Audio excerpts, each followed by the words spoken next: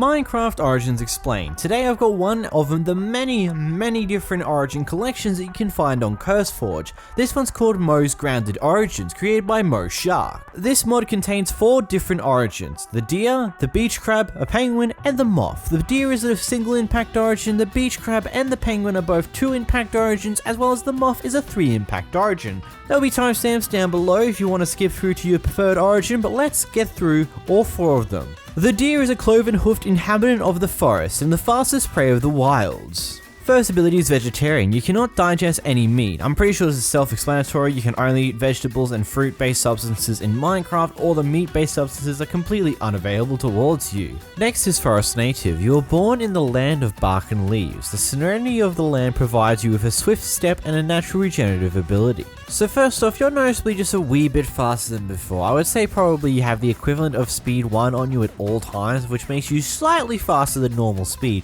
It's very noticeable when you're sprinting, it's a little less noticeable when you're just simply walking. And the natural regenerative ability, I'm not quite sure how it works entirely. From what I can tell, you don't regen health when you have less than full hunger, so really I don't think the natural regenerative ability is either working as intended or it functions entirely out of what I believe it would. Berry good. Berry related foods and drinks provide additional nourishment. Berry bushes are also much easier to maneuver through. Now the first thing of note is that you'll no longer take any form of damage whenever you're walking through berry bushes. I'm not 100% sure if you have a noticeable speed increase going through the berry bushes because of this ability, or because your speed is increased and higher than normal by default anyway. You still can't exactly jump through bushes, you still have no jump whenever you're in them, and berries actually now give probably the equivalent of food that a 𝓵𝓷𝓷𝓼 does. I'm not 100% sure about the saturation, but the actual rugs of food is pretty decent. Next is Oh Dear. You can make a great escape when your vitality is low. This ability activates whenever you go below 3 hearts. Whenever you go below 3 hearts, you'll be given a permanent speed 3 until you go back above 3 hearts. So it pretty much gives you an infinite escape boost until you decide to heal yourself. So you got as much time as you really need to run away from whatever situation you're currently stuck within, because again, it's indefinite speed 3 until you go back above 3 hearts. Next we have lightweight. You have 8 hearts, pretty self-explanatory. Next is spring step. Your natural elasticity allows for a higher jump whenever you're galloping. So whenever you're sprinting, you'll be given a higher jump than normal. But the higher jump is barely 2 blocks. Like, it's precisely 2 blocks at the absolute peak of your jump.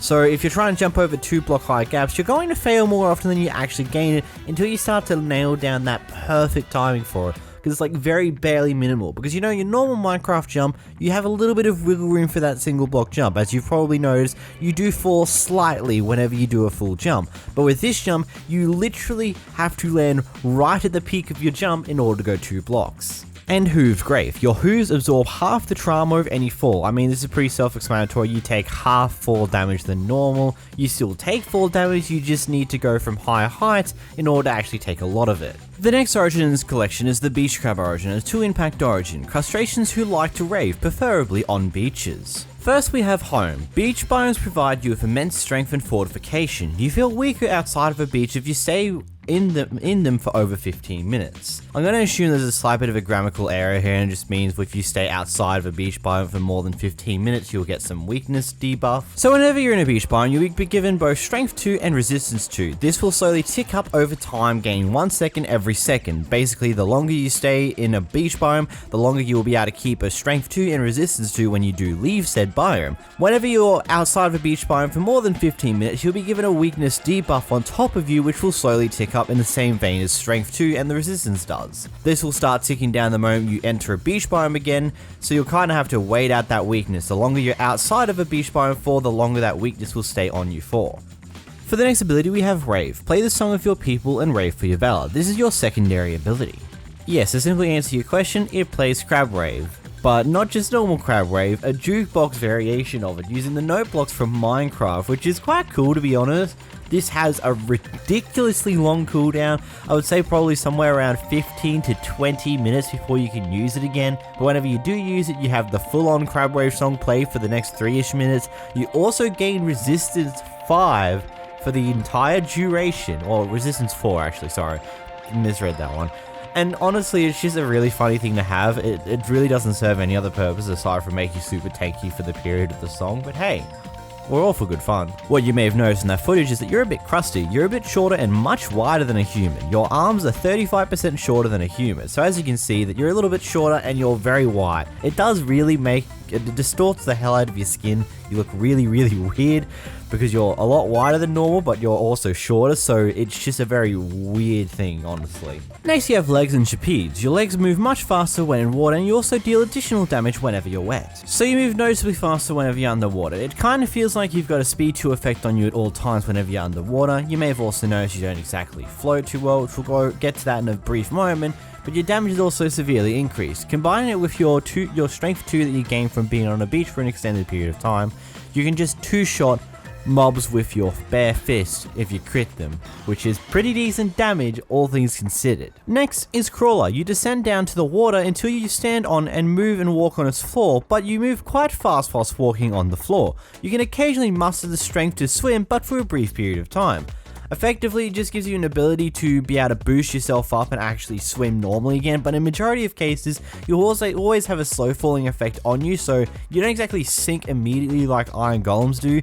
You kind of float down towards the bottom, but when you hit the ground, you move a lot faster while you're touching the base of the water rather than just floating around. And to add on to your increased damage you're already doing with things such as your strength from the beach as well as your extra damage while wet, you also deal more damage because you have pincers as your bare hands, but in turn melee weapons are half as effective because of your pincers. Ultimately, it's just a nice little extra bonus. You just deal a lot of damage. You can really clean up very well with your fist at the start of the game. Again, it kind of gets defaulted out by your high end game weapon types, but you know, it's pretty good. There's also Shell. You have a natural layer of armor, which you probably would have noticed. You've got 3 points of armor points right off the bat, so you've already partway there to the max amount. Crustacean gills. You have a much higher oxygen capacity, but you require moisture to breathe. You'll lose your breath in very hot climates, including the Nether. Now, one thing of extreme interest with this ability is that you don't actually have any visual indicator of you losing breath with the bubbles. They don't actually appear when you're in these hot biomes, but you'll start to know that you're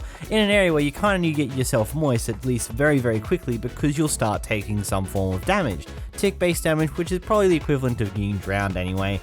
Once you enter something such as water or anything that's basically moisture, you'll stop taking damage and you'll go back to normal. Again, this will be consistent in all hot biomes as well as the Nether, which, you know, that's hell effectively. But a little bonus is if you have 4 levels of fire protection, it will remain you to allow, cool, and maintain moisture in hot biomes. Next, you have 𝓵𝓲𝓷𝓴𝓼, a unique kelp, and it empowers your underwater vision. This ability is pretty simple. Every time you eat kelp, you gain conduit power for 60 seconds. Pretty simple, you gain conduit power, that's what gives you the better visibility underwater, better swimming pace, better building place, you know, all the fun stuff. Then you've got aqua affinity. You may break blocks on the water as others do on land, pretty self-explanatory. And you've also got unwieldy, that way your hands are formed, provide no way of holding the shield upright. Again, pretty self-explanatory. Moving into the next origin, the penguin origin is a 2-impact origin, a group of little furry birds that enjoy the ice, snow, and the murder of fish. Murdering fish, let's go. Let's roll into the abilities of this one. The first ability of this origin is you're 1/4 of a block shorter than a normal human. Your flightless wings also provide more attack speed but less reach. Next, we got Cold Embrace. You're quite resistant in snowy biomes, but weaker and slower in the warmer biomes. 4 to 8 levels of fire protection will grant you a safe passage through any safe biome. So this ability is very interesting. So whenever you're in a colder biomes like snowy biomes, snowy tangas, snowy hills, you know, those type of biomes, you do have resistance too, which has about a minute timer. It will stay on you indefinitely, but the moment you exit a cold biome, it will start to count down that minute. Whenever you're not in a cold biome, after around about, I would say 15 to 30 seconds, you'll gain weakness 1 and slowness 1. It will start counting up, as we've seen with many other abilities, whilst you're no longer in the cold biomes. If you move into a hot biome, such as a desert, or one of those mesas, or something along those lines, you'll get weakness 2 and slowness 2 after a few seconds of being in those biomes. Having fire protection levels 4 will give you immunity to the lower end of that, and then having levels 8 of fire protection will give you immunity in the hot biomes. Next is belly sledding. Your belly is frictionless in colder environments, allowing you to flop onto your belly and slide. This is your primary ability. It's a pretty simple ability, allows you to slide for around 3 to 4 seconds. This slide gives you immense speed and allows you to propel yourself across the colder biomes pretty quickly. It also has a pretty short cooldown, so you won't have to worry about not being able to use it too often. Next you have fragile. You have 3 less hearts than of the health of humans, pretty self-explanatory. Then we have fuzzy fur, that never sets your fur aflame unless you're wearing 8 levels total of fire protection armor. You then take double damage from fire-based sources unless wearing at least 4 levels of fire protection armor. This is brutal. Now, because you're a penguin, you've kind of evolved to live in colder climates, meaning you've got a bit of a fur coat on you, which kinda is susceptible to any form of overheating. Hence the reason why, whilst in normal hot biomes, you only get weaker and a little bit slower overall, you don't actually set aflame. But because in the Nether, you're pretty much going into hell, it's pretty easy for things to be set aflame, such as your fur. Now, if you do have flame resistant armor on, that's equivalent of 8 total levels, which you can have on just 2 pieces. You can pretty much ignore the existence of fire in the Nether entirely and not have to worry about it. So overall, it's just one of those things where you just gotta be aware you need some fire protection, otherwise you might burn. Next we got aquatic diet. You can only eat seafood and it sustains you much farther than normal. You don't suffer any negative or positive effects from said seafood, and you can hold your breath for a very long time after eating a pufferfish. That description is very contradictory, considering you're now telling us that the pufferfish is going to give you a positive effect even though you don't suffer any negative or positive effects from seafood. Cool. Next we have web feet. You can swim much faster than before and take far less fall damage from a fall, but move slower when you're not in a very cold biome. Alternatively, you can equip Frostwalker boots to maintain the same speed regardless of biome. So I did mention this earlier with the other ability where it gives you weakness whenever you're in other biomes that aren't cold, and basically this follows the same formula. You have slowness 1 in non-hot biomes but non-cold ones, then you have slowness 2 when you're in any form of hot biome. This can all be curbed by just having Frostwalker boots on, which is the most annoying enchantment, but it gives it kind of a use to curb one of your annoying disadvantages. Next we've got aquatic lunge. Every 10 seconds you'll be able to perform an underwater lunge. This is your secondary ability. The best way to describe this ability is it's effectively the equivalent to a Riptide trident being used. It gives you a nice little burst of speed, and you can even use it whilst underwater to burst out of the water and get pretty high up in the air. Would probably be a really good combo with an elytra. Next you have Fish Hunter. You have an exceptionally high oxygen capacity and deal far more damage whilst underwater. Probably in the time where it takes to lose half of your air bubbles, you probably lose around 1, maybe 1.5 air bubbles to the penguin. Next we have the Moth origin, a small fuzzy flying insect with an odd appetite for natural fibers and an infatuation with lamps and lights. This is a 3 impact origin. Your first ability is Insect. You're 4 times smaller than a regular humor. You also have 25% less attack and build range. You also have 4 hearts, but your body is incredibly light, allowing you to take a fall or collision from any single height, meaning you don't take any form of kinetic damage whatsoever. And there's not much more to explain beyond that. Next you have Winged. You're capable of flight, but your chest plates cover up your wings entirely. Basically, you've got an elytra by default. You don't need to worry about getting one for yourself because you've already got one, but if you wear a chest plate, it will kind of remove the elytra as a way.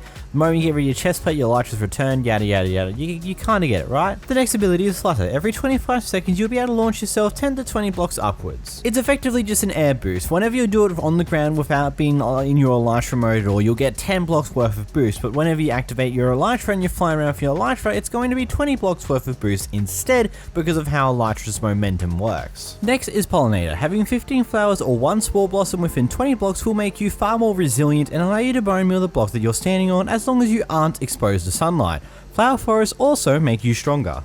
So whenever you're fulfilling the requirements of this ability, you will have resistance to slowly tick up until it maxes out at about a 2-minute time frame. Don't worry, this will not tick down whilst you're still near these requirements, but the moment you leave these requirements, this resistance will start to tick back down. Whenever you're within a flower biome, you'll also get strength level 1 on top of that, with the same going up to 2 minutes of a timer before it stops growing as a timer. Now the additional thing with the bone meal here, this will not actually work on anything such as crops. It will only really affect the grass type things where you get bone meal for more flowers and things along those lines, which makes a lot of sense when you consider what this origin can eat, which we'll go over soon. And by soon I mean now. Fibrous diet. You can only eat bits of leather, paper, books, string and other fibrous foods. You can craft 1 piece of string with a block of wool. I mean, it's pretty simple, it's very self-explanatory. You can only eat things such as leather, paper, books and string, and other fibrous-based foods. The one thing I don't quite agree with is being able to craft a single piece of string from wool, when considering that you need 4 pieces of string to craft 1 wool in normal Minecraft. So maybe that crafting recipe should probably be tweaked a little bit, maybe not, I don't know, you could give your opinions in the comments on that one. Next we have nectar production. You can drink nectar by consuming flower stamens. Nectar is a highly nutritious and boosts your health. You can craft flower stamens with 2 flowers. This is a shapeless recipe. All you need is 2 flowers in the grid and you get 2 flower stamens for it. Whenever you eat one, you get a boost of 2 extra hearts as bonus health for 2 minutes. Unfortunately, it does not stack based upon how many flower stamens you eat, it's only going to give you 2. Next you have 4 arms, you're able to climb vertical surfaces. If you know the inch thing, this is pretty obvious. This ability is also toggleable if you use one of the 2 extra keys that this mod provides you with, but why would you want to turn it off? Next is water vulnerability. You receive damage over time whilst in water. Contact with water slows you down significantly due to your fluff and disables your flight. You can negate these effects using water protection enchantments. Major thing, you're super slow in water, so if you fall in there, good luck getting back out in a quick succession because drowns can catch up to you pretty quickly. Oh, and also water protection doesn't give you permanent immunity, it gives you temporary immunity, so eventually you will die in the water anyway, so just be very aware of that.